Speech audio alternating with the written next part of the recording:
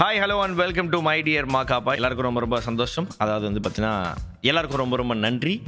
ஏன்னா வந்து பார்த்தீங்கன்னா நீங்கள் வந்து இந்த ஃபாலோன்ற ஒரு பட்டனை கிளிக் பண்ணதுனால இது வந்து பார்த்தீங்கன்னா நான் உங்கள் ஸ்க்ரீனில் வந்து பாப்பப் ஆயிருப்பேன். அது மட்டும் இல்லாமல் நான் வந்து இந்த வாரத்தோட ப்ரேயரோடு நம்ம வந்து ஆரம்பிப்போம். ஓகேவா? கடவுளே, இந்த பாட்காஸ்ட்டை கேட்குற எல்லாருக்கும் வருஷம் ஃபுல்லாக 4G 5G 8G அது மாதிரி வந்து டாப் அப் பண்ணுறதுக்கு ஃபுல் காசும், கொரியா ஃபோன் சைனா ஃபோன் இல்லாமல் நல்லா வந்து பார்த்தீங்கன்னா அமெரிக்கா, ஜெர்மன், அதுக்கப்புறம் அதோட புகழ்பெற்ற இந்தியாவில் இருக்கக்கூடிய காஸ்ட்லி ஃபோன்ஸ்லாம் அவங்களுக்கு கிடைக்கணும் அப்படின்னு சொல்லி வேண்டிக் கொண்டு நம்ம வந்து இந்த பாட்காஸ்ட் உள்ளாக்க போக போகிறோம். ஓகேங்களா? என்ன அதுனா போக போகிறோன்னா அது பழகிடுச்சு. டிவியில் பேசி பேசி நிகழ்ச்சி உள்ள போகலாமான்னு செட்டுல நின்று பேசி பேசி பழகிடுச்சு நம்மளுக்கு. ஓகே கைஸ், இன்றைக்கி வந்து பார்த்தீங்கன்னா நம்மளோட மைடியர் மாகாப்பாவில் நம்மளுடைய தாரக மந்திரமே என்னென்னா, உங்களுடைய டெய்லி நடக்கக்கூடிய ஒரு சின்ன ஒரு ப்ராப்ளத்துக்கு என்னோட வெட்டியான சொல்யூஷன்ஸ் நம்ம கொடுக்கணும் அப்படின்றது நம்மளோட ப்ராமிஸ். ஸோ இதை கேட்டுட்டு பார்த்துட்டு வந்து பார்த்தீங்கன்னா நிறைய பேர் வந்து நம்மளுக்கு வந்து பார்த்தீங்கன்னா சோஷியல் மீடியாவில் அவங்கவுங்க ஹேஷ்டேக் மைடியர் மாகாப்பா அப்படின்னு போட்டு அவங்களுடைய கருத்துக்கள் கிடையாது, அவங்களுடைய கஷ்டங்களை வந்து எனக்கு அனுப்புகிறாங்க. அதை பார்க்கும்போதே எனக்கு ரொம்ப கஷ்டமாக இருக்குது. ஐயோ, இத்தனை பேருக்கு வந்து இவ்வளோ ப்ராப்ளம் இருக்கே அப்படின்னு சொல்லிட்டு. ஸோ இதில் வந்து பார்த்தீங்கன்னா இந்த மாட்டி விடுற மாதிரியே சில கேள்வியெலாம் கேட்பாங்க. சாமி தேனியிலிருந்து கேட்டிருக்காரு. சாமி வந்து பார்த்தீங்கன்னா தேனி பியூட்டிஃபுல் பிளேஸ். தேனி நான் வந்து பார்த்தீங்கன்னா சின்னத்திரை அப்படின்ற ஒரு ஷூட்டிங்க்கு போயிருந்தேன். அங்கே நிறைய நண்பர்கள்லாம் எனக்கு இருக்காங்க. அருமையான ஒரு இடம். ஆனால் வெயில் வந்து பிறந்துடும் காலில். ஆனால் ஈவினிங் வந்து ஒரு 6 மணிக்கு மேலே ஆஹா, மோட்டர் கொட்டாலெலாம் குளிச்சோன்னா அப்படி இருக்கும். ப்ளஸ் அங்கே வந்து பார்த்தீங்கன்னா நிறைய நாட்டு மாடோட சாணியை வந்து பார்த்தீங்கன்னா 8 கையில் வச்சு கூட நீங்கள் வந்து ஜாலியாக வந்து கிளே மாதிரி விளாட்லாம். அதை வந்து ஒரு நாத்தமும் அடிக்காது. நம்ம ஊரில் சுற்றுற மாடுக்கு தான் வந்து போஸ்ட்ரு கண்ட மொக்கப்படம் போஸ்டர்லாம் தின்னுட்டு அதுங்க வந்து பார்த்தீங்கன்னா கேவலமான ஒரு அவுட்புட்டை வந்து கொடுத்துட்டு போகுதுங்க. அதுங்கெல்லாம் வந்து பார்த்தீங்கன்னா அந்த மலை மாடுன்னு சொல்லுவாங்க. அதெல்லாம் பார்க்குறதுக்கு ஒரு மாதிரி இருப்பான், குதிரை மாதிரியே இருப்பான். ஸோ அவங்க என்ன பண்ணுவாங்கன்னா காலையில் எழுந்தோடனே அந்த மலை மேலே ஏறி அது அங்கே இருக்கிற ஹர்ப்ஸ் எல்லாம் சாப்பிட்டு அந்த அருகம்புல் அது இதுன்னு எல்லாத்தையும் சாப்பிட்டு அது சாணி போடும்போது அப்படி ஒரு தெய்வீகமான வாசனை வரும். இந்த திருநீர்லாம் பண்ணுறதுன்னு சொல்லுவாங்க இல்லையா, அது வந்து பார்த்தீங்கன்னா மேக்ஸிமம் இது போன்ற தேனியிலேருந்து நான் பார்த்துருக்கேன். நிறைய பேர் அதை வந்து அந்த சாணியை வந்து பார்த்தீங்கன்னா லாரியாக வந்து வாங்கிட்டு போவாங்க. அதே தேனியில் வந்து பார்த்தீங்கன்னா நான் வந்து ஒரு ஃபங்க்ஷனுக்கு போயிருக்கிறேன். அந்த ஊரில் வந்து ஒரு பிரியாணி ஒன்று சாப்பிட்டேன். அதுவும் வந்து பார்த்தீங்கன்னா எனக்கு மறக்க முடியாத ஒரு ஞாபகம். தேனி என்ற பேர் வந்தாலே. அப்புறம் நவரச திலகம் அப்படின்ற ஒரு படத்துக்கு வந்து சாங் ஷூட்டுக்காக கல்யாண் மாஸ்டர்லாம் அவர் தான் வந்து கொரியோகிராஃபர். ஒரு பெரிய டீமோடு கிட்ட ஒரு மலை மேலே ஏறணும். அங்கே வந்து பார்த்தோன்னா பெரிய புல் மாதிரி இருந்தது. என்னடா அது, நம்ம லைட்டாக பிச்சு இப்படி மூந்து பார்த்தா தைல வாசனை, தைல புல்லாம் அது. அதையும் வந்து பார்த்தோன்னா லோடாக வந்து பார்த்தோன்னா அது அப்படியே சும்மா அப்படியே வளைஞ்சு கிடக்குது. அதுவாக விளையுது. இவங்க வந்து பார்த்தோன்னா 2 மாதத்துக்கு ஒரு தடவை வந்து பார்த்தோன்னா அறுத்துட்டு போவாங்க. இது வந்து தைலம் பண்ணுவாங்களாம். ஸோ இது வந்து என்னென்னு சொல்லுவாங்கன்னா லெமன் கிராஸ் அப்படின்னு சொல்லுவாங்க. அது வந்து அசால்ட்டாக வளைஞ்சிருக்குது. நல்லா ஒரு ஆள் ஹைட்டு இடுப்பு ஹைட்டுக்கெலாம் வந்து வளர்ந்துருக்குது. அதை நாங்கள் பிச்சு வந்து டீயெல்லாம் போட்டு குடித்தோம் அங்கேயே ஷூட்டிங் ஸ்பாட்லேயே. ஸோ அப்படிப்பட்ட இடத்துல இருந்து சாமி விவகாரமான ஒரு கேள்வியை கேட்டிருக்க சாமி. ஓகே, ரொம்ப நல்லதுப்பா. அண்ணா, நீங்கள் லவ் பண்ணதை அன்னிக்கிட்ட சொல்லியிருக்கீங்களா, ஷேர் பண்ணியிருக்கீங்களா? அதாவது வந்து புருஷன் அப்படின்னு ஆயிட்டாலே வந்து பார்த்தோன்னா நம்ம வந்து போலீஸ் ஸ்டேஷனில் முட்டி போட்டு உக்காந்துக்கிற மாதிரி தான். ஓகேவா? எல்லாத்தையும் சொல்லிடணும். ஓகே. ஸோ அதனால் வந்து நான் என்னோடய லைஃப்பில் நடந்ததெல்லாம் நான் சொல்லிட்டேன்.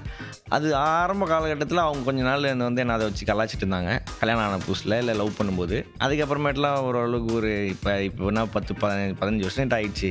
இன்னுமா அவங்க அதை நினச்சின்னு இதெல்லாம் இது பண்ணிட்டுருப்பாங்க. சரி போடா பயிற்சி பண்ணுவாங்களாம் அப்படின்னு சொல்லிட்டு விட்ருவாங்க. பட் ஆனால் ஷேர் பண்ணியிருக்கேன். ஷேர் பண்ணுறது ரொம்ப ரொம்ப நல்லது. ஏன்னா வந்து பார்த்தீங்கன்னா டக்குன்னு ரொம்ப வருஷம் கழித்து நீங்கள் வந்து இப்போ யாரையோ வந்து பார்க்குறீங்க. அப்புறம் வந்து பார்த்தீங்கன்னா அவங்க காலேஜ் ஃப்ரெண்ட்ஸை மீட் பண்ணுறீங்க, இல்லை வந்து ஏதாவது சொந்தக்காரங்களை மீட் பண்ணுறாங்க. உனக்கு தெரியாதா ஒரு காலத்தில் அவங்க 2 பேரும் அப்படின்ட்டாங்கன்னா முடிஞ்சிச்சு கதை. இதை ஏங்க நீங்கள் என்கிட்ட சொல்லலை அப்படின்னு சொல்லிட்டு ஒரு வயலின் பிஜிஎம்லாம் போட்டு அது எதுக்கு ஒரு லைஃப்பில் நம்ம ஒரு 2-3 டேஸை வேஸ்ட் பண்ணணும். ஸோ எல்லா நாளுமே நம்ம ஜாலியாக இருக்கணும். எல்லா நாளும் நம்மளுக்கு வெட்டிங் டே, எல்லா நாளும் நம்மளுக்கு லவர்ஸ் டே மாதிரி வந்து பார்த்தீங்கன்னா நீங்கள் ஹாப்பியாக இருக்கணும்னா எனக்கு தெரிஞ்சு ரொம்ப டேமேஜாக இல்லாமல் அதை வந்து பார்த்தீங்கன்னா சொல்லிடுறது பெட்டர் அப்படின்னு நான் நினைக்கிறேன். சில பேரில் என்ன பண்ணுவாங்கன்னா சூஸ் த பெஸ்ட் ஆன்சர் மாதிரி ஏதோ ஒன்று பண்ணியிருப்பானுங்க. காலேஜ் டைமில் ஸ்கூல் டைமில் என்ன பண்ணுவானுங்கன்னா ஃபஸ்ட்டு இந்த பொண்ணுக்கு லைட்டாக ரூட் விட்ருப்பாங்க. அது சரி வேலைக்கு ஆகாது அப்படின்னு சொல்லிட்டு வந்து பார்த்தோன்னா அதோட ஃப்ரெண்டே வந்து பார்த்தோன்னா டப்புன்னு இது பண்ணியிருப்பாங்க. அது கொஞ்சம் வந்து பார்த்தோன்னா பயங்கரமாக பேக் ஃபயர் ஆகும். நான் சொல்கிறது உங்களுக்கு புரியுதுன்னு நினைக்கிறேன். ஏன்னா மவனை நீ போன வாரம் என்ன பார்த்தா இப்போ என் ஃப்ரெண்டை பார்க்குறியான்னு சொல்லிட்டு இந்த பொண்ணு கண்டிப்பாக அந்த பொண்ணுக்கிட்ட சொல்கிறதுக்கு வாய்ப்பு இருக்குது. அதோட ரொம்ப டேமேஜான விஷயம் என்னென்னா, இதெல்லாம் முத்துற ஸ்டேஜுக்கெலாம் போயிட்டு அதுக்கப்புறமேட்டு தெரிஞ்சுது அப்படின்னா ரொம்ப கஷ்டம். ஸோ அதனால் it's better you tell everything. Okay, இல்லைனா மட்டும் விட்ருவாங்களா, நான் சொல்கிற வரைக்கும் அவனுக்கு வேறு எதாவது இருக்கா சொல்லு அப்படின்னு கேட்பாங்க. ஏன்னா அவங்களுக்கு ஒரு ஆசை, நம்ம வந்து என்னென்னலாம் நம்ம வந்து பண்ணியிருக்கோம் அப்படின்னு சொல்லிட்டு. ஸோ இது வந்து நிறைய பேருக்கு வந்து இது ஒரு பேட் ஹேபிட்டாகவே இருக்கும். எது நடந்தாலும் போய் என்ன பண்ணணும், உடனே போய் வந்து சொல்லிடுறது எல்லாத்தையும் வீட்டில். நான் வந்து எல்லாத்தையுமே சொல்ல மாட்டேன். அதாவது என்னென்னா, இப்போ நீங்கள் ஷோலாம் பார்த்துருக்கீங்க, நான் வந்து நீங்கள் பார்த்துருக்கீங்க, எனக்கு நிறைய கஷ்டங்கள் இருக்கும்ல, எனக்குமே கஷ்டங்கள் இருக்கும்ல. ஆனால் நீங்கள் வந்து பார்த்தீங்கன்னா, நான் வந்து வெறும் வந்து அந்த ஒரு ஹாப்பியான விஷயம், காமெடியான விஷயம், ஒரு ஜாலியான விஷயம், இதை மட்டும்தான் நான் பேசுவேன். பட் ஆனால் சில எனக்கு வந்து அவுட்லெட் அப்படின்றதே வந்து பார்த்தீங்கன்னா, இது மாதிரி மக்கள் கூட பேசுறது, ஸ்ட்ரேஞ்சர்ஸ் கூட பேசுகிறது தான். ஸோ நான் அவங்கக்கிட்ட போய் இந்த விஷயத்தெல்லாம் நான் டிஸ்கஸ் பண்ணி நிறைய சூப்பர் விஷயங்கள்லாம் நான் வந்து இது பண்ணுறேன். இப்போ என் வீட்டில் வந்து நான் என் ஒய்ஃபோட பேசும்போது, நான் வந்து பார்த்தா இன்றைக்கி வந்து ஷூட்டிங்கில் இதாச்சு அப்படின்னா டக்குனு அவங்க ஒன்று சொல்லுவாங்க, நீ வந்து இது பண்ணியிருப்ப, அதனால தான் அவங்க அதை பண்ணியிருப்பாங்க, நீ வந்து இது அப்படி. நான் அங்கே வீட்டில் போனோடனே அங்கே வந்து ஒரு சின்ன ஒரு பிரச்சனையாகும். அதனால நான் என்ன பண்ணுவேன்னா, தேவையான விஷயங்கள் மட்டும் ஷேர் பண்ணிப்பேன். தேவையில்லாத விஷயங்களை வந்து நான் ஷேர் பண்ண மாட்டேன். அப்பா எனக்கு வந்து இன்றைக்கி வந்து ஒரு பேமெண்ட் கிடச்சிருப்பா, அடுத்த வாரம் நம்ம இந்த இடத்துக்கு போகிறோம்ப்பா, இந்த ப்ராஜெக்ட் சைன் பண்ணேன், அது மாதிரியான ஒரு ஹாப்பியான விஷயங்கள் மட்டும் பண்ணிவிட்டு, அதே மாதிரி அவங்களும் வந்து பார்த்தீங்கன்னா எனக்கு ஒரு அவங்க ஆனால் வந்து என்கிட்ட ஷேர் பண்ணுறதுலாம் நம்மளால் கேட்கவே முடியாது. இப்போ நான் ஒரு டைப்னா அவங்க ஒரு டைப். அவங்க வந்து பார்த்தீங்கன்னா கால்லேருந்து நண்டது வரைக்கும், இந்த நாய்க்குட்டி இது பண்ணிச்சு, இந்த ஜன்னல் இதை இது பண்ணிச்சு, காற்று இப்போ மழை எப்படி பெஞ்சு தெரியுமா அப்படின்னு சொல்லிட்டு அதை பற்றி ஒரு 5 நிமிஷம் பேசக்கூடிய ஒரு கேரக்டரு. ஸோ இதனால டக்குன்னு நான் வர டென்ஷனில் வந்து லைட்டாக வந்து இதாகிடுவேன். பட் ஆனால் வந்து ஷேரிங் வந்து ரொம்ப ரொம்ப நல்லது.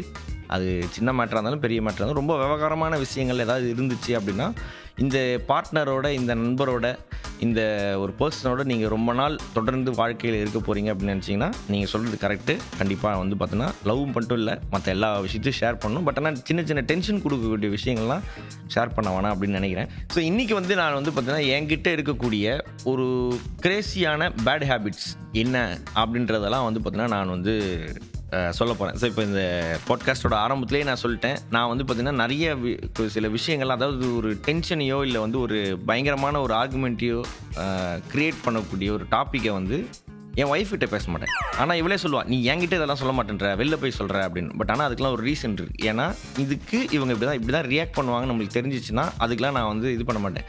என்னாச்சு தெரியுமா, இன்றைக்கி வந்து எனக்கு லஞ்சே கிடைக்கல அப்படிலாம் எதாவது சொன்னோன்னா செம்மையாக டென்ஷன் ஆகிடுவேன். அது எப்படி இது நடக்கலாம் ஊன்னு கத்த ஆரம்பிச்சிடுவா. ஸோ அதனாலே வந்து பார்த்தோன்னா அது வந்து ஏன் சாப்பிடல அப்படின்னு கேட்டால், இல்லை எனக்கு பசிக்கல அப்படின்னு அதை மாதிரி சொல்லி விட்ருவேன். ஸோ அது வந்து பார்த்தோன்னா மேனேஜிங் த சிச்சுவேஷன். ஆனால் என் கூட இருக்கிறவங்களுக்கு வந்து பார்த்தோன்னா வந்து ஒரு என்னப்பா இவர் இப்படி இருக்கிறாரு அப்படின்ற மாதிரி இருக்கும் இல்லையா. அந்த வினோதமான சில கெட்ட பழக்கங்கள் என்கிட்ட இருக்குது. அது என்ன அப்படின்னா, நான் வந்து எனக்கு வந்து பார்த்தீங்கன்னா எல்லாமே இருக்கணும்னா, இது என்ன எல்லாமே இருக்கணும்னா என்னப்பா ஒன்றும் புரியலையே அப்படின்னா, இப்போ நான் ஒரு ஷூட்டிங் போகிறேன்னா என்னோடய ஷூட்டிங் பாக்ஸை திறந்து பார்த்தீங்கன்னா ஒரு அண்டா காக்காசம் கொகை மாதிரி அது உள்ளார்க்க வந்து ஷூ, எக்ஸ்ட்ராவாக 2 ஷூ லேஸ் வச்சுருப்பேன், ஊசி நூல்லாம் வச்சுருப்பேன், தலைவலி மாத்திரை, தைலம், இது மாதிரி வந்து ஒரு பேக்கை வந்து யாருமே பார்க்க. எனக்கு என்னென்னா எப்போதுமே வந்துன்னா திடீர்னு ஷூட்டிங் போகும்போது எதாவது ஆயிடுச்சு, நம்ம வந்து ஊரை விட்டு ஓடணும், இல்லை வந்து பார்த்தோன்னா ஏதோ ஒன்று வந்து நிற்குது அப்படின்னா அந்த பாக்ஸை மட்டும் எடுத்துன்னு ஒன்றா போதும். ஸோ அது உள்ளார்க்க எல்லாமே இருக்கும். ஹேர் ட்ரையரு, அதுக்கப்புறம் வந்து பார்த்தோன்னா லிப்ஸ்டிக்லாம் வச்சுருக்கிறேன். அது ஏன் வச்சுருக்கிறேன், லிப்ஸ்டிக் வச்சுருக்கிறேன். அதுக்கப்புறம் 2 ஷூ இருக்கும், ஒரு 8 சாக்ஸ் இருக்கும், அப்புறம் அந்த ஐட்டமும் இருக்கும். ஓகேவா, அது திடீர்னு வந்து பார்த்தோன்னா நம்ம எங்கேயா போகிறோம் அப்படின்னா மாற்றணும் இல்லையா, பேண்ட்டு சட்டை கூட ஓகே. ஸோ அதனால் வந்து பார்த்தா அண்டர்வேரும் ஒரு 2-3லாம் உள்ளே போட்டு வச்சுருப்பேன். அதனால் வந்து என் பாக்ஸ் வந்து நான் திறந்து பார்த்தாலே வந்து என் அசிஸ்டண்ட்லாம் அப்படியே தெரிப்பான், என்ன மனுஷன்டா இவன் எல்லாத்தையும் உள்ளே போட்டு வச்சுருக்கேன். அதுக்கப்புறம் நிறைய பேர் வந்து என்னோடய பாக்ஸ்லாம் வந்து இப்படி பார்த்துட்டு வந்து பார்த்தீங்கன்னா என்கிட்ட வந்து ஹெல்த் டிப்ஸ்லாம் கேட்க ஆரம்பிச்சிடும். நீங்கள் வந்து ரொம்ப ஒல்லியாக இருக்கீங்க, எப்படி என்ன பண்ணுறீங்க, ஒரு கன்றாவே நான் பண்ணுறேன், நான் எக்ஸசைஸ்லாம் பண்ணவே மாட்டேன். பட் ஆனால் நிறைய நடப்பேன். அதே மாதிரி வந்து பார்த்தீங்கன்னா நிறைய வந்து பார்த்தீங்கன்னா கம்மியாக சாப்பிடுவேன், இதெல்லாம் பண்ணுவேன். என்கிட்ட வந்து சில வீட்டில் வந்து எங்கள் மேடம் வந்து சில டேப்லெட்ஸ்லாம் வாங்கி கொடுப்பாங்க, இந்த விட்டமின் டேப்லெட்ஸ் இதெல்லாம் சாப்பிடு அப்படிலாம் சொல்லுவாங்க. நான் என்ன பண்ணுவேன், அந்த விட்டமின் டேப்லெட்ஸை வாங்கி பார்த்துட்டு அப்படியே வச்சுருவேன். பட் ஆனால் அது உள்ளே இருக்கிற ஐட்டம்ஸ்லாம் என்ன பண்ணுவேன், ராவாக வாங்கி சாப்பிட்றதுக்கு ட்ரை பண்ணுவேன். அதையே நிறைய பேர் பார்த்துட்டு வந்து பார்த்தீங்கன்னா மாக்காப்பா வந்து ஒரு ஆஃப் டாக்டரு, அவர்கிட்ட போயிட்டு வந்து இதெல்லாம் கேட்கலாம் அப்படிலாம் என்கிட்ட வருவாங்க. நான் வந்து பார்த்தீங்கன்னா நான் சொல்லுவேன், இங்கே பாருங்கள் இதெல்லாம் சாப்பிட்றேன்னா சாப்பிடுங்க, இல்லைனா இந்த டேப்லெட் ட்ரை பண்ணுறேன்னா பண்ணுங்க அப்படின்னு சொல்லி இப்போ லேட்டஸ்ட்டாக வந்து பார்த்தீங்கன்னா அவங்க வந்து எனக்காக வந்து இந்த மினரல்ஸ் டேப்லெட்லாம் வாங்கி கொடுத்தாங்க. அவங்க சிங்கப்பூர் ஷாப்பிங் பண்ணும்போது எனக்கு வாங்கி கொடுத்தாங்க. ஸோ அதனால் வந்து நான் அதை வந்து சாப்பிட்டுட்டு இருக்கேன். ஸோ இதை வந்து சாப்பிடாதது எனக்கு ஒரு கெட்ட பழக்கமாகவும் இருக்குது. வாங்கி அப்படியே அந்த டப்பாவாக அப்படியே இருக்கும். அதுக்கப்புறம் வந்து இன்னொரு வினோதமான கெட்ட பழக்கம் என்னென்னா, இப்போ வந்து நான் வந்து டாய்ஸ் வாங்குறதுக்கு என் பையனையோ இல்லை பொண்ணையோ கூப்பிட்டு போகிறேன்னா, அதில் வந்து ஃபஸ்ட்டு வந்து பார்த்தீங்கன்னா உள்ளே திபுன்னு ஓடுறது நானாக தான் இருப்பேன். ஸோ இது வந்து எனக்கு சின்ன வயசுலேருந்தே ஆசை. அது என்னன்னு தெரில, இன்றைக்கி வரைக்குமே வந்து டாய்ஸ் பார்த்தா எனக்கு அவ்வளோ பிடிக்கும். என்கிட்ட வந்து ஃபுட்பால் விளாட்ற ரோபாட் இருக்குது. அது எதுக்கு வாங்கினேன்னு எனக்கு சத்தியமாக தெரியாது. அது இருக்குது. ஒரே ஒரு தடவை விளாடி பார்த்துட்டு டப்பா மூடி வச்சிட்டேன். இன்னொரு டப்பாவை ஓப்பனே பண்ணல. ஃபுட்பால் விளாட்ற ரோபாட் இருக்குது. அது ரிமோட் கண்ட்ரோலில். அது வந்து பார்த்திங்கன்னா ஃபுட்பால் நம்ம அது வந்து தட்ட அப்படியே வந்து ஃபுட்பால் விளாடும். கோல் கீப்பிங் மாதிரி வந்து போஸ்ட்லாம் வச்சு சின்னதாக அழகாக ஒரு பிளேட் சைஸில் இருக்கும். அதில் வந்து ரோபாட்டு 2 ரோபாட் குட்டியாக ஒரு கையளவு இருக்கும். அதுக்கப்புறம் நான் வந்து பார்த்தீங்கன்னா என் தம்பிக்கு ரொம்ப பிடிக்கும் அப்படின்னு சொல்லிட்டு வந்து ஒரு நாய் ரோபாட் ஒன்று வாங்க. அது வந்து பார்த்தீங்கன்னா அதுக்கு நம்ம கமாண்ட் சிட் அப்படின்னா உட்காரும், கெட்டப்னா இருக்கும், எதாவது சொன்னால் குலைக்கும். அது மாதிரி ஒரு நாய் பொம்மை வாங்கினேன். ஸோ யோசிச்சு பாருங்கள், இந்த பொம்மையெல்லாம் வந்து பார்த்தீங்கன்னா ஒரு தடவை தூக்கி போட்டு உடச்சிடுறது தான். அதே மாதிரி பையனுக்கு இதெல்லாம் ரொம்ப பிடிக்கும் அப்படின்னு சொல்லிட்டு என்ன பண்ணேன், அவங்க இதெல்லாம் கேட்கவே இல்லை. நானே வந்து என்ன பண்ணுவேன்னா, இந்த கார் வாங்கிடலாம், ரிமோட் கண்ட்ரோல் கார்னு சொல்லிட்டு நல்ல ஒரு எக்ஸ்பென்சிவான ஒரு காரு. இது வரைக்கும் 2-3 கார் வாங்கி கொடுத்துருக்கேன். வந்த அடுத்த 5 செகண்டில் அந்த ஆண்டனாவை அப்படியே உடச்சி கையில் அப்படியே கொடுத்துருவான். அதோட ஆர்சியும் ஒர்க் ஆகாது, எதுவுமே ஒர்க் ஆகாது. அது கொஞ்ச நாள் வந்து பார்த்தோன்னா ஷோகேஸில் இருக்கும். அதுக்கப்புறம் இங்கே யாராவது பக்கத்தில் யாராவது பசங்க இருக்காங்கன்னா கொடுத்து விட்ருவோம், இல்லை தூக்கி போட்டுரும். இது மாதிரி கதைகள் வந்து என்கிட்ட இருக்குது. நிறைய டாய்ஸ் என்கிட்ட இருக்குது. இப்போ லேட்டஸ்ட்டாக வந்து பார்த்தீங்கன்னா நான் ஒரு விஷயம் ஒன்று பண்ணேன். அதுக்கு வந்து செம்ம திட்டு வாங்கினேன் வீட்டில். அது என்னென்னா, ஜஸ்ட்டு ஒரு காலில் வந்து நான் என்ன பண்ணேன்னா, கிட்டத்தட்ட ஒரு 1200 ஆஸ்திரேலியன் டாலர்ஸ் 1200 ஆஸ்திரேலியன் டாலர்ஸை வந்து பார்த்தீங்கன்னா செலவு பண்ணேன். இது எதுக்குன்னு கேட்டிங்கன்னா, நீங்களே கிளம்பி வந்து பார்த்தீங்கன்னா என்னை அடிப்பீங்க. ஏன்டா உனக்கு வந்து உன்னை என்னடா பண்ணலாம் அப்படின்னு. எனக்கு ரொம்ப நாள் ஆசை என்ன அப்படின்னா, இந்த ஐபிஎல் அதுக்கப்புறம் வந்து பார்த்தீங்கன்னா பெரிய மேட்சஸ்லாம் நடக்கும்போது ஒரு ஸ்டம்ப் ஒன்று யூஸ் பண்ணுறாங்க இல்லையா, அந்த ஸ்டம்ப் வந்து பார்த்தீங்கன்னா அதை வச்சு நம்ம வந்து கிரிக்கெட் விளாடணுன்னு ஆசை. ப்ளஸ் அது வந்து பார்த்தீங்கன்னா ஓகே அதை நான் வந்து ஓன் பண்ணணும் அப்படின்றது ஆசை. ஸோ அதனால் நான் என்ன பண்ணேன், என்னோடய ஃப்ரெண்டு ஒருத்தர் வந்து ஆஸ்திரேலியாவில் இருக்கார். அவருக்கு நான் ஃபோன் பண்ணேன். வச்சு அந்த மாதிரி இந்த ஒரு ஸ்டெம்ப்பு இருக்குது, இங்கே அங்கே தான் கிடைக்குதான் அப்படின்னா. ஆமாம்மா, அது இங்கே பக்கத்தில் தான் அட்லைட்டில் தான் இருக்குது, நான் போகிறேன், அந்த சைடு தான் போயிட்டுருக்கேன். சரி மாமா, நீ போனால் ஒன்று வாங்கிட்டு போமா அப்படின்னு ஏதோ ஒன்று சொல்லிட்டேன். நான் தூக்க கலந்து சொன்னோன்னா என்ன கண்றாவேன்னு தெரில. அப்புறம் அவர் ஃப்ரெண்டு போயிட்டு என்ன பண்ணிட்டாரு, சரி போயிட்டு நம்ம திருப்பி இந்த சைடு வர முடியாது, எப்படியும் இந்த மாதிரி மாக்காப்பா சொன்னானே வாங்கணும் அப்படின்னு சொல்லிட்டு அவர் என்ன பண்ணார், அவரோட கார்டை ஸ்வைப் பண்ணி $1200 கொடுத்து வாங்கிட்டார். ஸோ $1500 அப்படின்றது இந்தியா காசுக்கு வந்து பார்த்திங்கன்னா கிட்டத்தட்ட ஒரு 60 கிட்ட வரும்னு நினைக்கிறேன். 54 to 60 நான் வரும்னு நினைக்கிறேன். ஸோ வாங்கிட்டார். அவர் வந்து பார்த்திங்கன்னா எனக்கு ரெசிப்ட் அனுப்பிச்சிட்டார். எனக்கு ஒன்றுமே புரியல இது என்ன அப்படின்னு சொல்லி பார்த்தேன்னா, அப்புறம் அங்கேருந்து ஒருத்தவங்க கிளம்பி வந்தாங்க. அவங்ககிட்ட வந்து அதை கொடுத்து விட்டாங்க. அந்த ஒரு 6 ஸ்டம்ப்பு ப்ளஸ் 4 பேல்ஸ் இருக்கக்கூடிய அந்த ஒரு செட்டோட வெயிட் மட்டுமே ஒரு 8 கிலோ. ஸோ அதை வந்து ஓப்பன் பண்ணி பார்க்கும்போது எனக்கு பயங்கர ஆசை. நான் அதுக்கப்புறம் வீட்டில் வந்து கேட்டாங்க, இது எதுக்கு நீ வாங்கினேன் அப்படின்னு. இல்லை, ஒரு டோர்னமெண்ட் வருது, அதுக்கு வந்து அது மட்டும் இல்லாமல் இதை வந்து நான் அப்புறம் ரெண்ட் அவுட் பண்ணிட்டுருவேன், இல்லை யார்ட்டையா விற்றுருவேன் அப்படின்னு.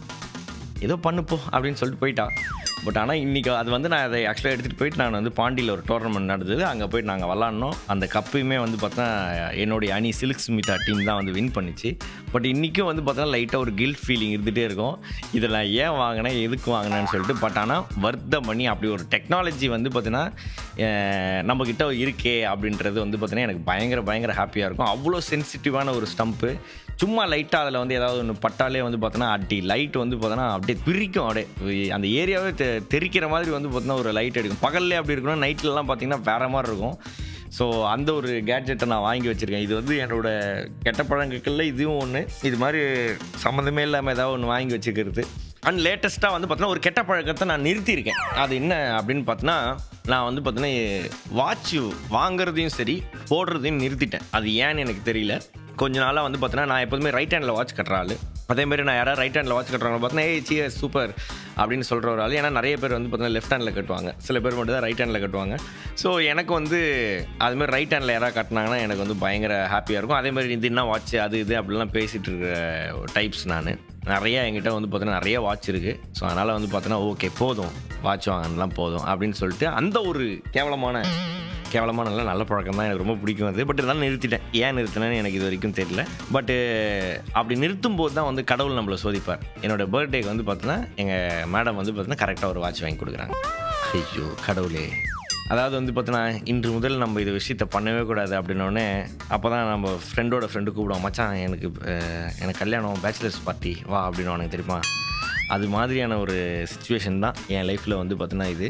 ஸோ இது மாதிரி வந்து பார்த்திங்கன்னா நிறைய கெட்ட பழக்கங்கள் எனக்கு இருக்குது. அண்ட் இதில் வந்து லேட்டஸ்ட்டாக ஒரு கெட்ட பழக்கம் வந்து என்ன அப்படின்னு பார்த்தீங்கன்னா, லேட்டஸ்ட்டாக இல்லை, இந்த கொரோனா டைம்லேருந்து இது வந்து பார்த்தீங்கன்னா புது டிஷ்ஷெல்லாம் ட்ரை பண்ணுறது. ஓகேவா, புது டிஷ்ஷெல்லாம் ட்ரை பண்ணி அசிடிட்டி வந்து அதை சாப்பிட்டுட்டு சிரிக்காமலாம் போயிருக்கேன். இந்த பழைய குழம்பையும் பழைய சாதத்தையும் மிக்ஸ் பண்ணி ஒரு மாதிரி ஃப்ரைட் ரைஸ் மாதிரிலாம் பண்ணுவேன். பட் ஆனால் லேட்டஸ்ட்டாக நான் வந்து பார்த்தீங்கன்னா பெக்கர் சிக்கன் அப்படின்ற ஒரு ஐட்டத்தை வந்து எங்கள் வீட்டு மைக்ரோ ஓவனில் இருக்கக்கூடிய கன்வென்ஷன் சிஸ்டத்தை வச்சு நான் பண்ணியிருக்கேன். ஒன்றுமே பண்ணல, நான் பண்ணது சிம்பிள்.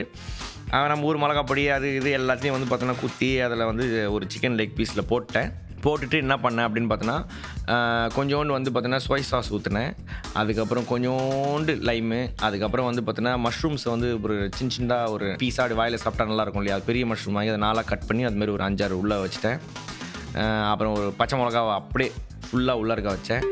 அப்புறம் வாழை இலை எடுத்து அந்த வாழை இலையில் லைட்டாக வந்து நல்லெண்ணெய் தடவி அந்த வாழை இலையில் அதை ரேப் பண்ணேன். அதுக்கப்புறம் அது மேலே வந்து பார்த்திங்கன்னா நான் வந்து இது போட்டேன், அது அலுமினியம் ஃபாயில் போட்டேன். அப்புறம் அதுக்கு மேலே இன்னொரு அலுமினியம் ஃபாயில் போட்டேன்.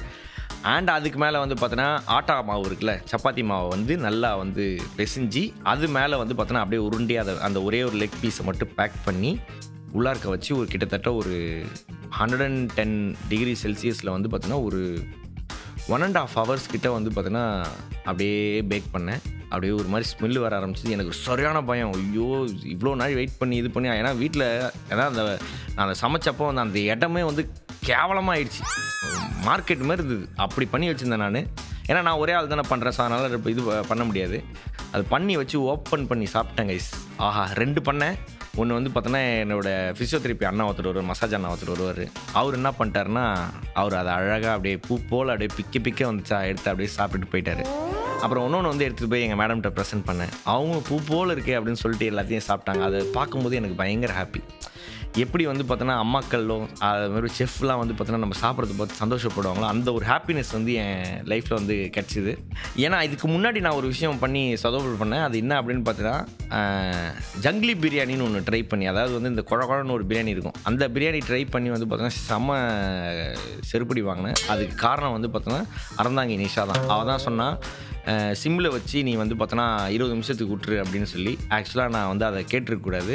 ஸ்ருத்திகா இருக்காங்க இல்லையா, டைட்டில் வின்னரு, இந்த கோமாளி இப்போ ஷோவோட டைட்டில் வின்னர், அவங்க என்ன சொன்னாங்கன்னா, பிரதர் நீங்கள் 3 விசில் வைங்க, விசில் வச்சுட்டு அப்படியே தம்மில் இருந்துட்டோம் அப்படின்னாங்க. நான் அதை கேட்டிருந்துருக்கணும். அது எனக்கு மிஸ் ஆனதுக்கப்புறம் எனக்கு வந்து அதே பேட்டிலுக்கு வருமா அப்படின்னு நான் நினச்சேன். ஆனால் இதில் வரல. ஓகேவா, இன் கேஸ் உங்களுக்கு வந்து பார்த்தோன்னா பெக்கர் சிக்கன்னா என்ன அப்படின்னா, அதுக்கு ஒரு பியூட்டிஃபுல்லான ஒரு பயங்கரமான ஒரு ஹிஸ்ட்ரி இருக்குது. அதையும் நீங்கள் படித்து பாருங்கள். And it's very very easy to make. அதுவும் வந்து உங்கள் வீட்டிலலாம் லான் மாதிரிலாம் இருக்குது, அப்புறம் ஃப்ரெண்ட்ஸ்லாம் நீங்கள்லாம் ஒன்றா உட்காருவீங்க. Is the perfect dish to make. ஓகேவா, இதை நான் வந்து ட்ரை பண்ணிட்டேன். இப்போ நான் ஒன்று அவுட்டோர்ஸில் ட்ரை பண்ணுறதுக்காக இதுக்காகவே நான் வந்து பார்த்தீங்கன்னா மறுபடியும் ஒரு கேட்ஜெட் வாங்கியிருக்கேன். அது வேறு எதுவுமே கிடையாது. அது வந்து பார்த்தீங்கன்னா ராக்கெட் ஸ்டவ் அடுப்பு. ஓகேவா, இது வந்து பார்த்தீங்கன்னா அந்த எலக்ட்ரிக் மோட்டர்ஸ் போடுறது சீரியஸாகவே அது ரொம்ப சூப்பராக இருக்குங்க. ஒரு 4-5 கட்டை போட்டுட்டு உள்ளே ஒரு கல்புரம் போட்டு கொளுத்தின உடனே 30 செகண்ட்ஸில் வந்து பார்த்தீங்கன்னா குபுன்னு எரிஞ்சு அப்படி ஒரு ஃபயர் வந்து பயங்கரமாக வேறு லெவலில் வரும். ஸோ எல்லாத்தையுமே ட்ரை பண்ணுங்கள். ஓகேவா, எல்லாத்தையும் நான் வந்து சொல்லிட்டேன் உங்களுக்கு. பெக்கர் சிக்கன் ட்ரை பண்ணுங்கள். ஓகேவா, நான் இது வந்து 100% மஸ்ட் ட்ரை அப்படின்னு நான் உங்கள்கிட்ட சொல்கிறேன். ஸோ மை டியர் மாகாப்பாவில் வந்து பார்த்தீங்கன்னா அடுத்த வாரம் நான் உங்களை வந்து சந்திக்கிறேன். அண்ட் தொடர்ந்து வந்து சப்போர்ட் பண்ணுற எல்லாருக்குமே நன்றி. அண்ட் இதை ஷேர் பண்ணுற எல்லாருக்குமே நன்றி. பாய்.